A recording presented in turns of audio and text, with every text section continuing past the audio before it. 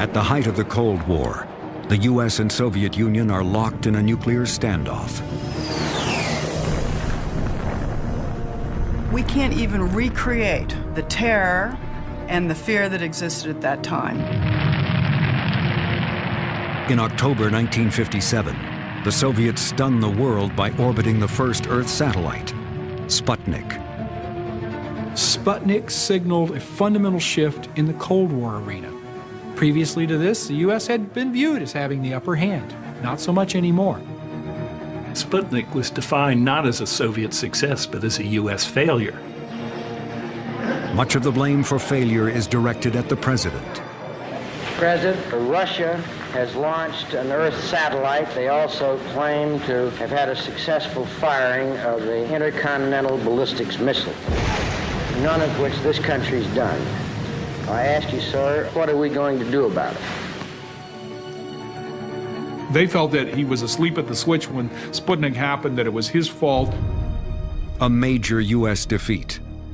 A president taken by surprise, who fails to understand the significance of space. This has long been the popular understanding of Sputnik.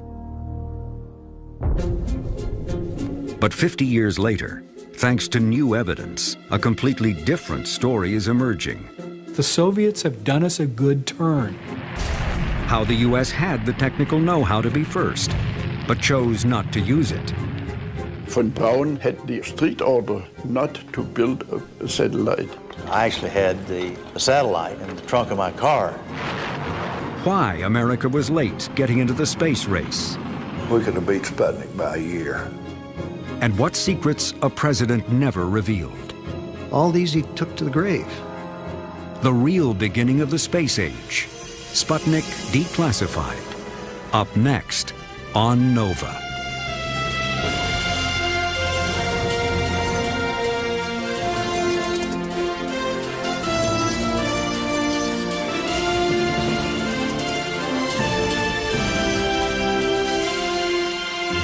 Major funding for NOVA is provided by the following.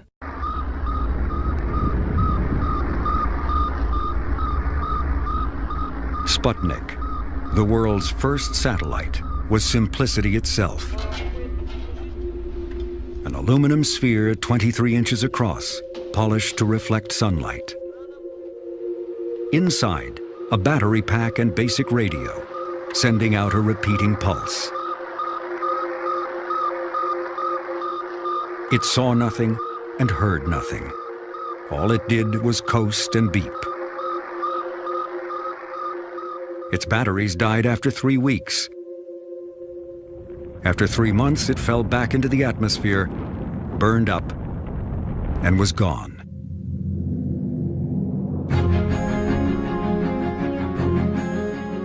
Yet Sputnik sent a shockwave through America and the world, not because of what it did, but because of what it meant. What the Sputnik signal means, we still don't know. The Russians haven't said anything about that. Our own experts haven't found any coded information in it. The event itself, the sudden Russian advance to the far frontier ahead of every other country, that event is full of meanings, clearest of all the scientists whose work is the exploration of space. I'm convinced that the Russian concept is very clear. They consider the control of space around the Earth very much like, shall we say, the great maritime powers considered the control of the seas in the 16th to the 18th century. And they say if we want to control this planet, we have to control the space around it.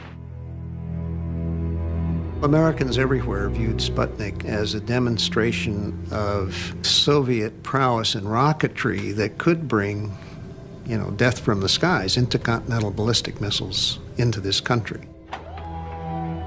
Americans are accustomed to being first in scientific and technical achievements. The triumph of Sputnik by our Cold War enemy is an unexpected setback. Within 3 weeks, the Dow Jones average drops 10%. The shockwave that begins in October 1957 reverberates through American society. Before it's over, the fallout from Sputnik will transform a German engineer who worked for Adolf Hitler into an American folk hero, Wernher von Braun. None of which this country's done. The Sputnik fallout will also undermine perceptions of a respected general and popular president, Dwight Eisenhower. The man who is president when Sputnik is launched has spent his entire adult life in the military. The peak of Eisenhower's career is leading the victory over Nazi Germany in World War II. Of the United States. So help you God. So help me God. We stand ready to engage with any and all others. Now, as president, facing the Soviet Union in the Cold War, Eisenhower's greatest fear is a surprise attack on the American homeland. A nightmare burned into his soul by his generation's 9/11. Pearl Harbor. This was a deep memory of being caught by surprise, being caught unprepared, and you then put that in the context of the early 1950s when Eisenhower came into office, and it seemed like there was a real danger that the United States could be confronted with a nuclear Pearl Harbor. He didn't believe that you could survive a nuclear war.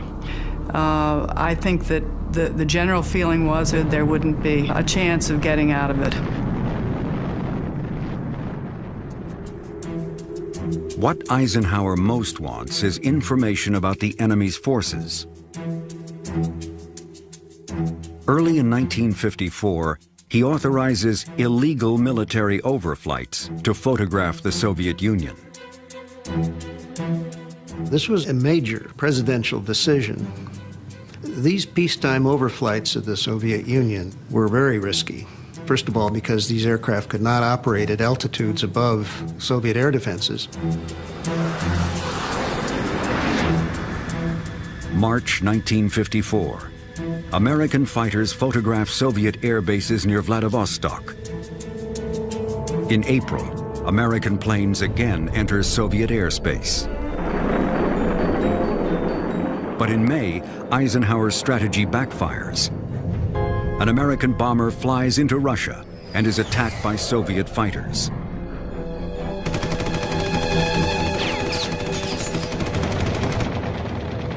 The damaged bomber barely makes it home. It is 1954, 3 years before Sputnik. Eisenhower is committed to surveillance of the Soviet Union, but he needs a better way. This led him to appoint a secret committee in 1954, headed by the president of MIT, James Killian, to examine this whole surprise attack problem. How real was it, and what did we need to do in order to get the information? In early 1955, the top-secret Killian report concludes that science may soon provide an alternative.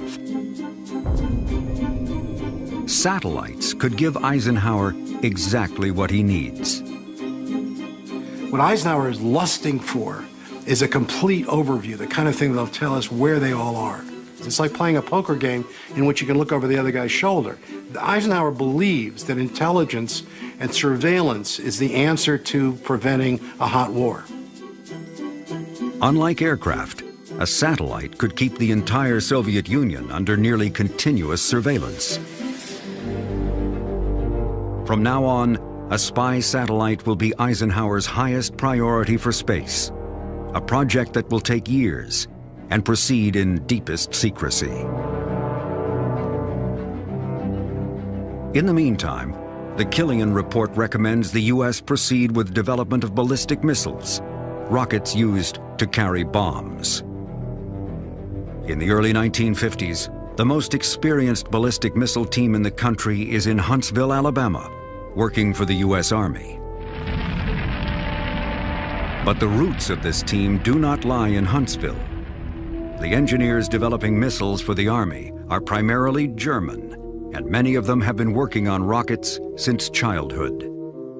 When I was about 14 or 15 years old, I built my first rockets myself. It was very primitive. It was an assembly of some old water pipes, which I screwed together and filled with self-mixed powder. And they got off the ground all right, maybe 15 feet or 20 feet, and then fell down again. I was still in high school, and we started, I would say it was in the very late 1920s, to build our own rockets and to try to fly them.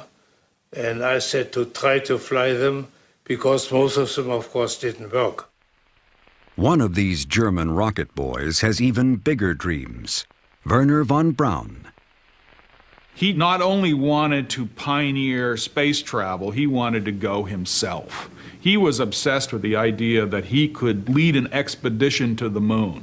He pictured himself in the seat, you know, in the driver's seat, in the pilot's seat of these spacecraft. In 1932, as a 20-year-old graduate student, von Braun comes to the attention of the German army.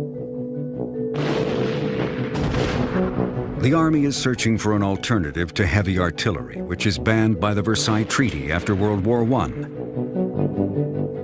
They want von Braun to develop a ballistic missile, a rocket that will perform the function of artillery. The project will eventually require a vast new rocket development center. Peenemünde, a coastal town, will be the location. Von Braun will manage the team. As the project grows, von Braun demonstrates a genius for engineering management. By the time he's 30, his team numbers in the thousands. Yet he still maintains a breathtaking grasp of the smallest detail. The whole room changed when he came in. He sat down on a box in our laboratory, not on a chair, just on a box, and a very interesting technical discussion evolved. And it was immediately noticeable how well von Braun was informed about details. It was very impressive to me. In 1939, World War II begins in Europe. The German army is anxious to have von Braun's rocket available. But a working guided missile is still years away. The Peenemünde team faces enormous challenges in engines, guidance, and aerodynamics. The engine is basically a controlled explosion with an opening at one end. The engineers have to find a way to keep it burning for over a minute without melting itself. We had initially a lot of heat transfer problems, so the wall of our rocket engines burned through.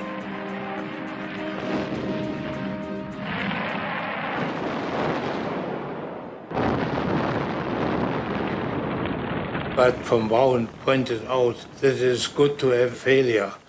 In that case, you really learn something. If everything goes the way you had planned it, you haven't really learned anything. So he was not really discouraged when we had in Peenemünde mishaps, and we of course had many of them. Eventually, von Braun's team learns to cool the engine by circulating fuel around the motor on its way to being burned, and letting a small amount of fuel trickle down the walls of the chamber, creating an insulating film. There are also aerodynamic questions. No one is sure what will happen when the rocket exceeds the speed of sound. To get answers, the engineers build a cutting-edge supersonic wind tunnel. The biggest problem is guidance, getting the rocket to steer itself. We're going to have to develop something that would launch vertically and then tilt over, and you're going to have to keep that thing more or less on course, such that it would land on a target reasonably accurately. And that really was the biggest and most difficult part of the whole thing.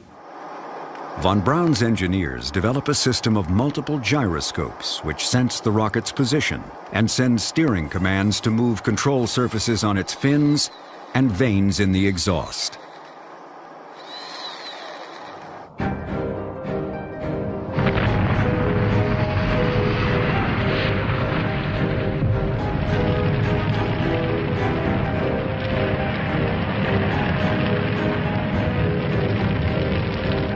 By 1944, Wernher von Braun's team has conquered every technical obstacle, creating the first reliable, practical rocket, named the A4, a vehicle that reaches the very edge of space.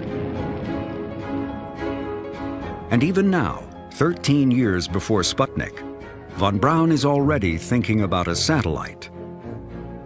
One day, one of us young ones said, Dr. von Braun, do you really think that one of these days we can build a little artificial moon that will orbit around the Earth like the moon does? And von Braun said, by all means, when this ordeal is finally over and when we are lucky enough to survive it, then I'm sure that one of the things we will build will be a little artificial moon going around the Earth. But for now, satellites and space travel take a back seat to the war, which is going badly for Germany. The Hitler government renames von Braun's A4, christening it the V2. The V in the V2 was the German word for vengeance. And these were targeted at civilians. It was meant to create terror and panic among a civilian population. In September 1944, the first V2s are fired at London, Paris, and Antwerp.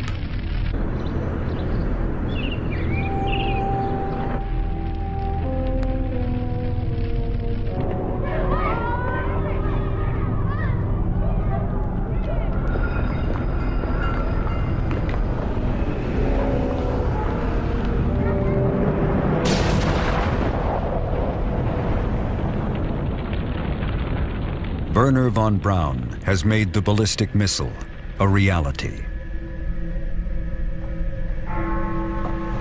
By the end of the war, 3,200 V2s have been launched, killing roughly 5,000 people. But the true toll of the V2 is far higher. To mass produce the rockets, the German SS used workers taken from concentration camps.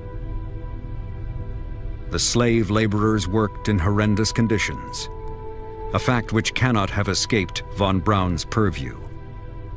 Dozens of people were dying every day from starvation, from disease, from beatings and executions, and von Braun was in that plant several times. So he was confronted very directly with the horrifying and murderous conditions of the concentration camp workers.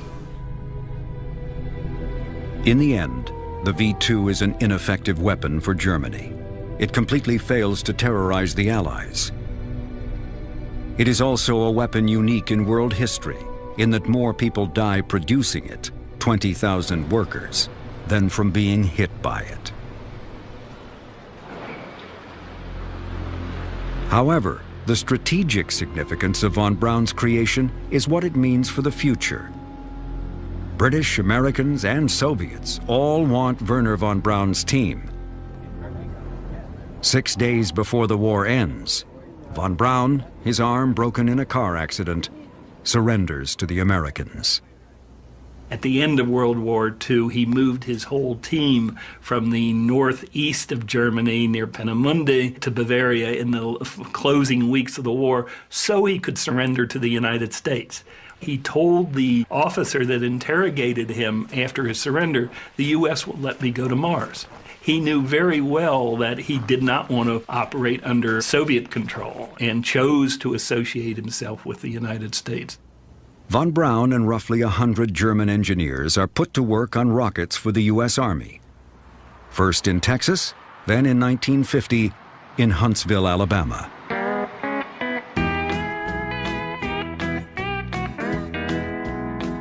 Huntsville was a southern town when we came here. It was a beautiful southern town. It reminded us very much of what we read in The Gone with the Wind. In Huntsville, the von Braun team is expanded. American engineers are recruited, many from the Deep South. I'm a country boy from Alabama. I was a very naive country boy till I went away to college.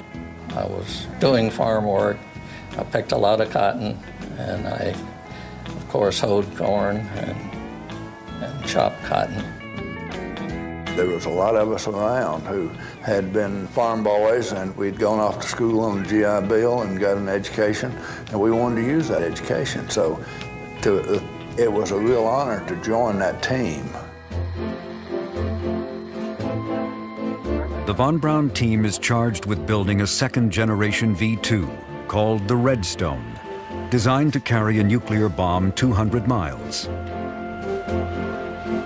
But even as he works on a weapon for the Army, von Braun's dreams of satellites and exploring space are never far from mind.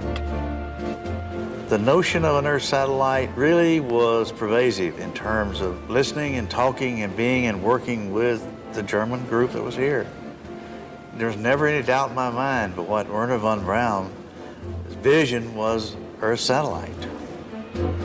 But you can't put up a satellite without a rocket. And the rocket has to be able to reach a minimum speed called orbital velocity, something the Redstone cannot do. The Redstone rocket was a single-stage missile, and orbital velocity was difficult to achieve with very much weight back in those days. We didn't have a booster that would do it. The concept of orbital velocity was developed by Isaac Newton in the 17th century. Newton figured out what would happen if a cannon fired a projectile from a mountaintop. Each time it fires with more power, the cannonball goes faster and lands farther away. Eventually, the point of landing is affected by the curvature of the Earth. If the cannonball is propelled fast enough, it never lands at all. As it falls, the Earth curves away beneath it. Gravity keeps it falling, inertia keeps it moving. The cannonball is in orbit.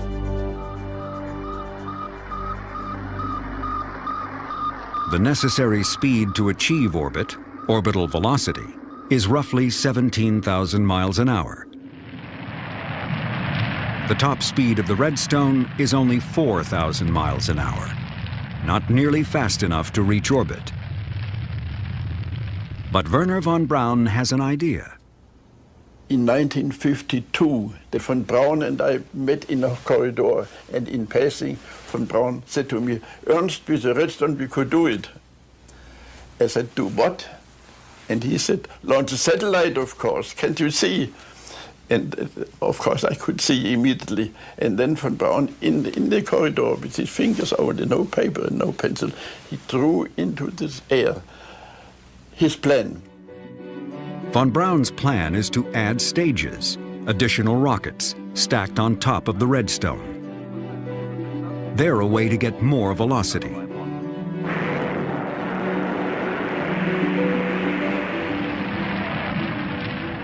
When the Redstone reaches maximum speed, the second stage will fire.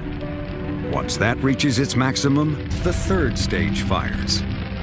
By adding more speed with each stage, the top stage can finally reach orbital velocity. This small rocket at the very top is actually the satellite. As the Huntsville team works on the Redstone, von Braun promotes not only his vision of an eventual satellite, but also his larger dream of space exploration. Wernher von Braun was a brilliant popularizer. I don't think there's any question about that. He was able to take his concepts and sell them both to people who could help him, and he was able to sell it in the United States to the public. He did so with the famous Hayden Planetarium Symposium that took place in 1952, as well as a series of articles in Collier's magazine. Those made him a household name.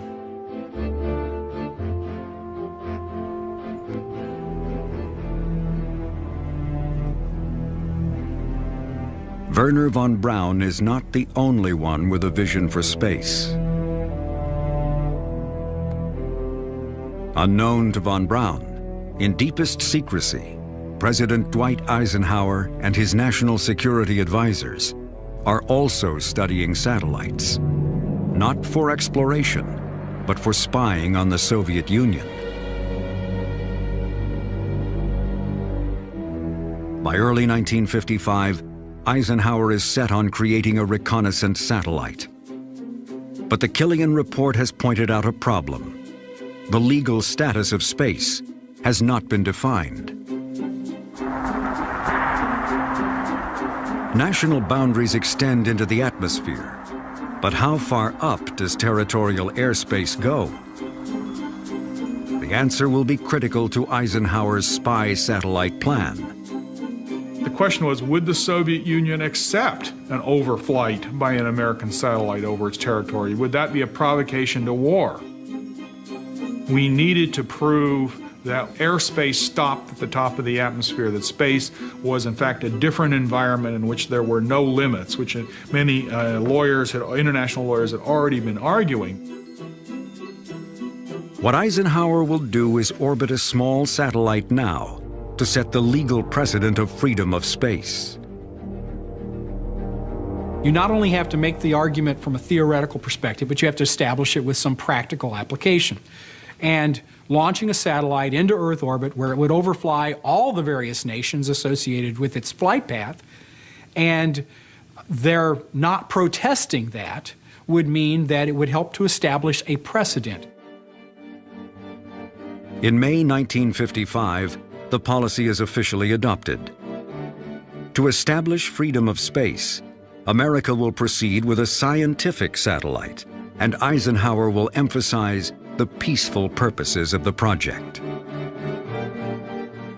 The National Security Council suggests the best way to do that is through the International Geophysical Year, IGY, which is scheduled to run from 1957 through 1958. There was a thing developed called the International Geophysical Year that was going to do coordinated international measurements of everything about the Earth. And in both the United States and the Soviet Union, the scientific community said, hey, wouldn't a satellite to do Earth measurements be a good thing to be part of the IGY? The idea of the scientific satellite was already out there, but here was a perfect argument for a covert reason to support it on the part of the Eisenhower administration to establish the principle of freedom of space. July 1st marks the beginning of one of the great scientific adventures of our time, the International Geophysical Year. In July 1955, Eisenhower announces the U.S. will launch a scientific satellite as part of IGY. Within days, the Soviet Union announces it too will launch a scientific satellite during IGY. It is the summer of 1955, 2 years before Sputnik. The Soviets and Americans have both announced plans for IGY scientific satellites. President Eisenhower's secret agenda for space is underway. But Eisenhower has not announced who will build America's first satellite and the rocket to launch it. One proposal is submitted by Wernher von Braun's Huntsville team in partnership with the Jet Propulsion Lab in California. JPL has pioneered solid-fuel rocket technology that will provide the added stages necessary for the Redstone to reach orbital velocity. JPL will also build the satellite, as well as a tracking system to pinpoint the satellite's position in space. Together with Huntsville, it's a winning combination. The competition is a plan created by a think tank affiliated with the U.S. Navy, the Naval Research Lab. It's basically a civilian arm of the Navy. It's a laboratory run by the Navy, paid for by the Navy, but it is basically civilian scientists who run it. The Navy's proposal, called Vanguard, will also use a multi-stage rocket. But whereas the von Braun JPL plan uses mostly existing components, the top stage of the Vanguard rocket will be brand new, built from scratch. In those days, failures were fairly common with missile systems. So we didn't really think that they would get there right out of the chute. On the other hand, we had a tried and true Redstone booster. In early August 1955, the selection committee picks Vanguard. At the Naval Laboratory in Washington, D.C., Dr. John Hagen reveals progress on the man-made satellite of Project Vanguard. Here's a model of the three-stage... The von Braun team is stunned. Oh, there was surprise, and there was anger. And we had worked hard to get this thing put together in the short time we had to put it together.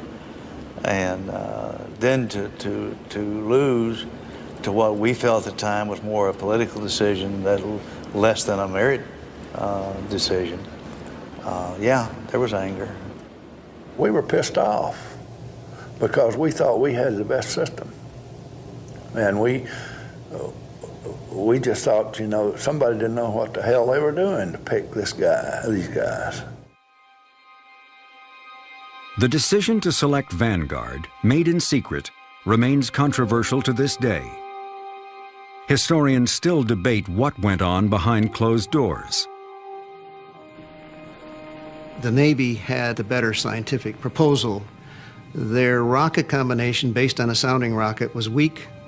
The Army had a far better booster to offer, but the Vanguard scientific payload was by far superior. Ironically, the fact that Vanguard would use a new, unproven rocket may have worked in its favor, because it was a scientific research rocket, not a military weapons carrier, a missile. Eisenhower's first priority was to create a precedent that you could fly satellites over another country's territory, and so we adopted a policy of not having a launch vehicle that was also a weapons carrier. Others suspect different factors may have been at work. There may have been some other reasons that were not stated in quite the same way. There was resentment inside the Department of Defense and in other settings in the U.S. government against Wernher von Braun and the German rocket team that had come to the United States after World War II. Some people said President Eisenhower did not want the German team to be the main ingredients of the launch of the first satellite. And I have not seen any written documents on that, but people have mentioned it.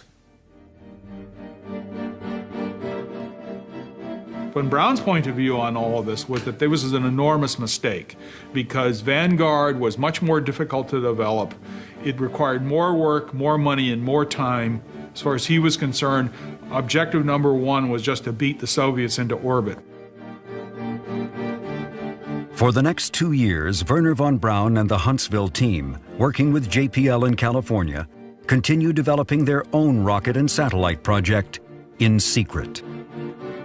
When the White House chose Vanguard and a Navy program instead, he didn't accept that decision. He kept pushing and pushing through his Army bosses for reconsideration. He stayed in touch with James Van Allen, and the Jet Propulsion Lab, saying, kind of, just in case the Navy fails, let's have a satellite ready, more or less under the table. Von Braun had the strict order from Washington not to build a satellite. We were allowed to think about satellites and to make some paper drawings and paper studies, but not more than that. So what we had to do and what I had to do was to work at home in my garage and put something together, and because we were not allowed to do it officially. In September 1956, von Braun and JPL plan a launch to test the ability of a missile warhead to survive high-speed re-entry. It's part of their joint work on weapons. But the test uses the same redstone with added stages that they had proposed for their satellite plan, causing some concern that perhaps von Braun may be planning to disregard orders. We heard that we were going to get an inspection, an audit, a team coming down here to see if we were preparing to do satellite work because we weren't authorized to do satellite work. Okay, so I actually had the satellite in the trunk of my car when the audit team came around. Nobody really gave me an order to do that, but it was sort of like, well, we didn't want the auditors to think we were doing satellite work. On September 20th, 1956, more than a year before Sputnik, the Redstone with extra stages, called Jupiter-C, is successfully launched, carrying a dummy top stage.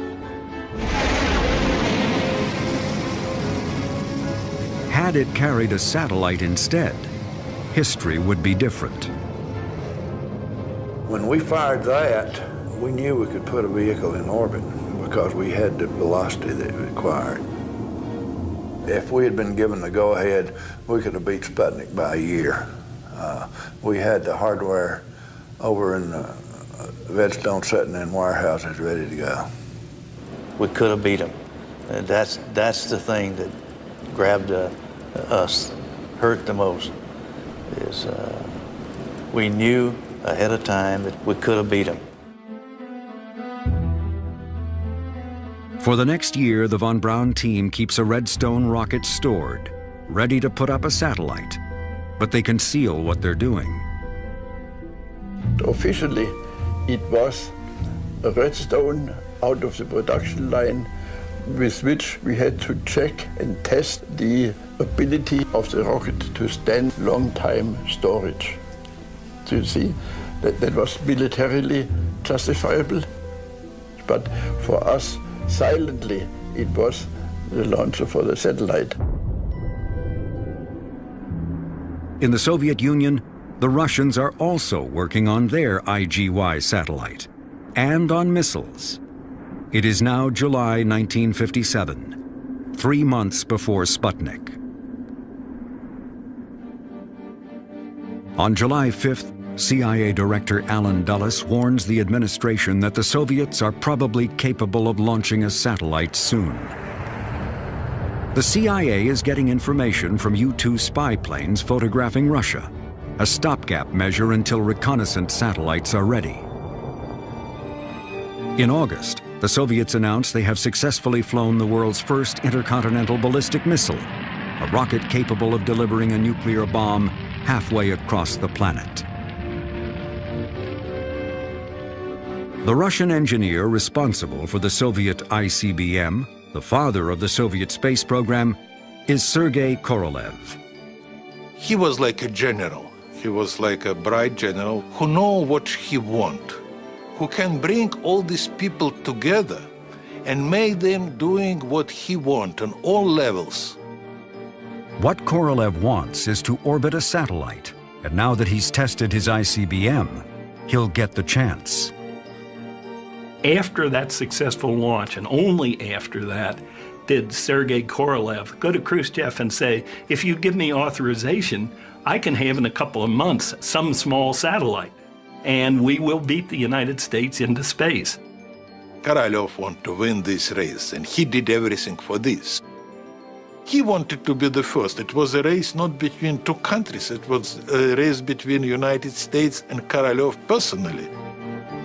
Korolev knows the West will demand proof of the Soviet accomplishment. He plans to provide it with a simple beeping sound, able to be heard by amateur radio operators all over the world. He, from the very beginning, understood that there might be interesting international impact, and he simply installed a little transmitter and antenna to communicate with radio amateurs. And he assumed that they will be able to pick up the signals of the Sputnik.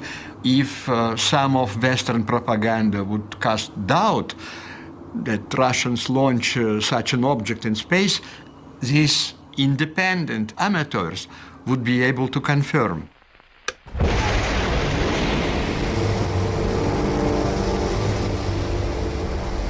On October 4th, 1957, Korolev's plan is set in motion.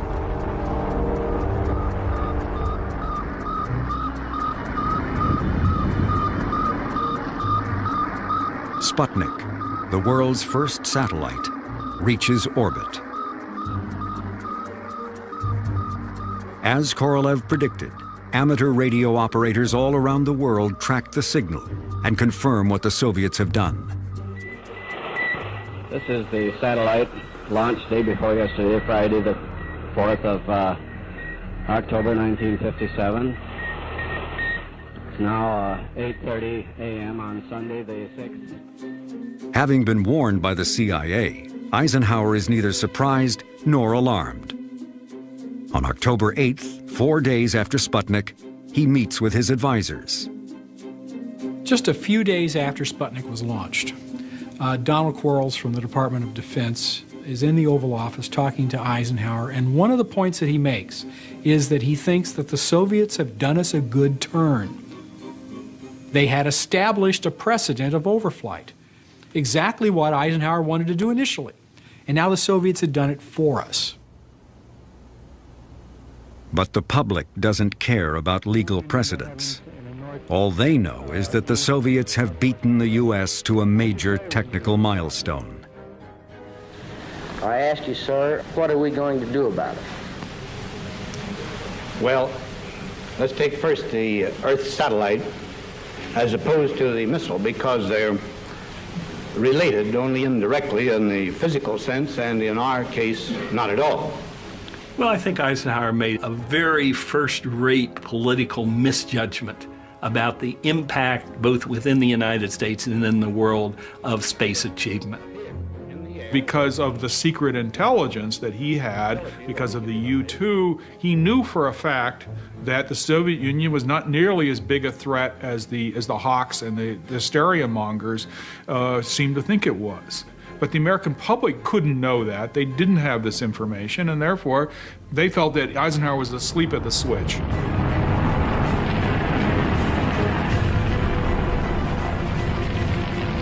Four weeks later, a second Russian satellite, Sputnik 2, carrying a live dog.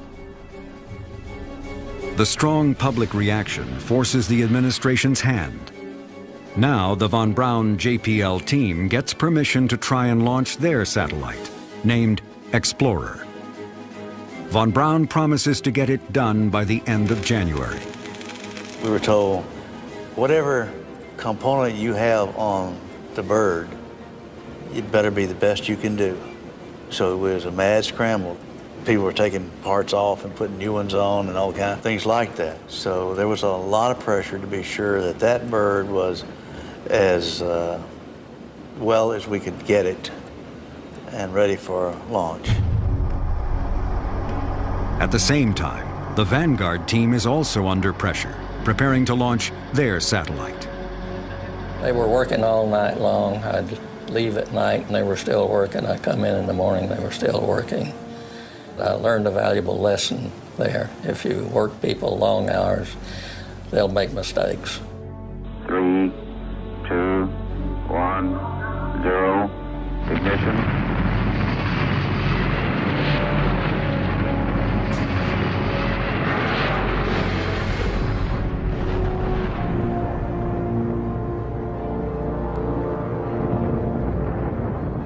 "8 weeks after Sputnik 1, December 6, 1957, on live television, Vanguard rises a few feet, loses power, and explodes. I hate to say this, but I think we were happy to see it blow up, because we knew that the only other chance that the United States had of getting anything into orbit in reasonable points of time was our bird.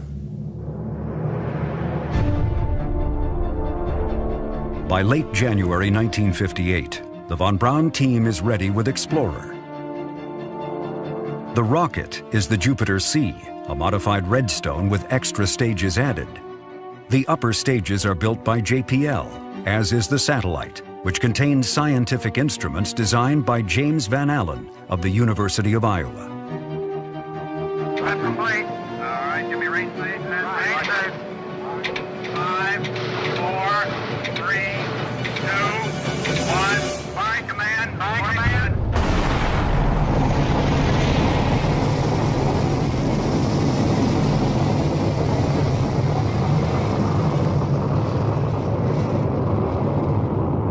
Shortly before midnight on January 31st, 1958, the Jupiter C lifts off, carrying the Explorer satellite.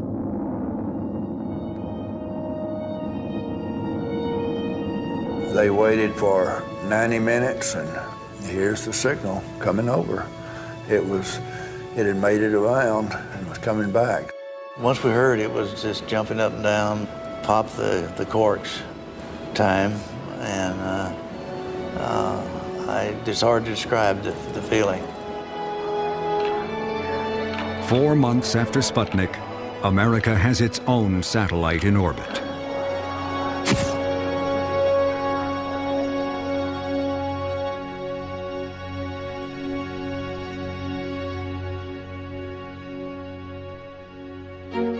Explorer will go on to do more science than either Sputnik 1 or 2, detecting bands of radiation surrounding the Earth, the Van Allen belts, named for James Van Allen. With Explorer, the U.S. has entered what comes to be known as the space race, a competition Dwight Eisenhower didn't believe in. He wanted spy satellites for national security, but was skeptical whether moving toward a manned space program would be worth the cost. There never has been one nickel asked for accelerating the program. Never has it been considered as a race, merely an engagement. I think he just felt that it was most important to make sure that the United States embarked on a sensible, cost-effective program. He never believed in space spectaculars. He always thought it was important, to move meticulously forward. But the public and the media saw things differently. Once the Soviet Union declared that its space success was an indication of the superiority of the communist way of life, the United States had little chance but to say, well, we can do it better. Now, Eisenhower resisted that pretty strongly, but he was fighting a losing battle. In 1958, Eisenhower creates a new civilian agency to run America's space program, NASA. Federal funding for American science and education is also increased to better compete with the Russians. In March 1958, Project Vanguard tries again.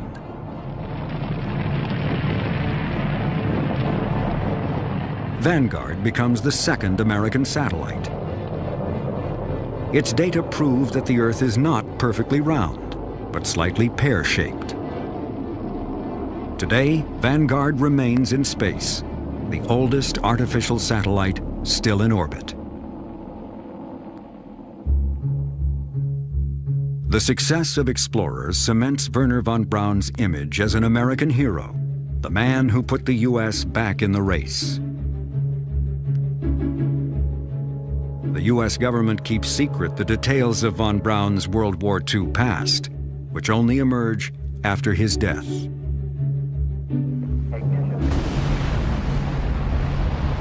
Von Braun's greatest legacy is not the V-2 or Explorer.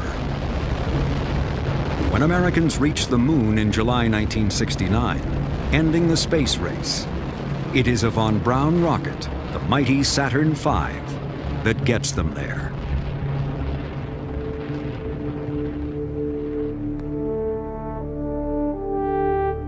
Dwight Eisenhower's space legacy remains largely unknown. Just before he leaves office in 1960, the spy satellite he wanted, codenamed Corona, finally becomes reality. Corona begins a revolution in American intelligence gathering. The first batch of film, first 20 pounds of film back from Corona in 1960 have more information on them, that one first load of film, than all of the U-2 fights combined. Just as Eisenhower hoped, reconnaissance satellites proved to be a bonanza, not only for him, but for every president who follows. What he hands off to the presidents who come after him is an amazing amount of information. We know, when we go to arms limitation talks, SALT talks, all the sort of talks we would go to with the Russians face to face, we know exactly where everything was because of these satellites. And they become our trump card. For the rest of his life, Dwight Eisenhower never discloses his role in creating one of America's most valuable intelligence tools. If you read Eisenhower's memoirs, the Corona satellite program and the other intelligence satellite programs he had approved, all these he took to the grave. He and his advisors didn't say a word. The popular understanding of Eisenhower in the late 50s was he was this nice old grandfather who played golf, and other people were running the administration.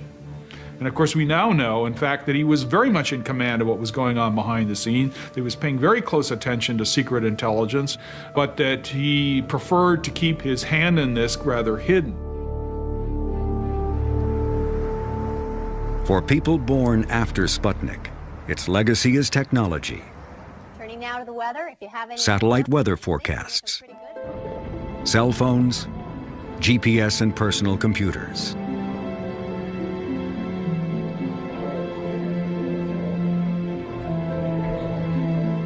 But for those who lived through the fall of 1957, Sputnik will always have a deeper, more profound meaning. For the first time ever, we leave this planet, we go into Earth orbit with a human-made object, and that signals the beginning of a new era, a new age, which we call the space age. And the world has fundamentally changed in the 50 years since that took place.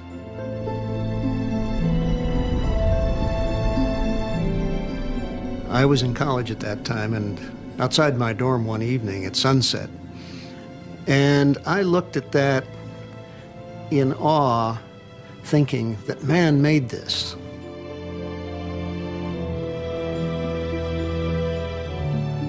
Sputnik 1 changed everything, just changed everything.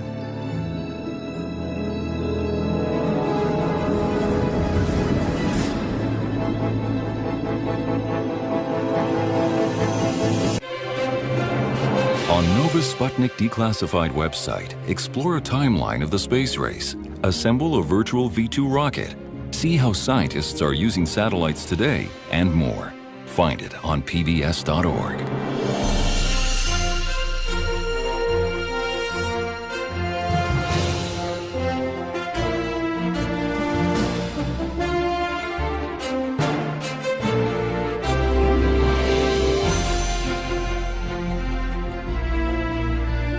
To order this Nova program for $24.95 plus shipping and handling, call WGBH Boston Video at 1-800-255-9424.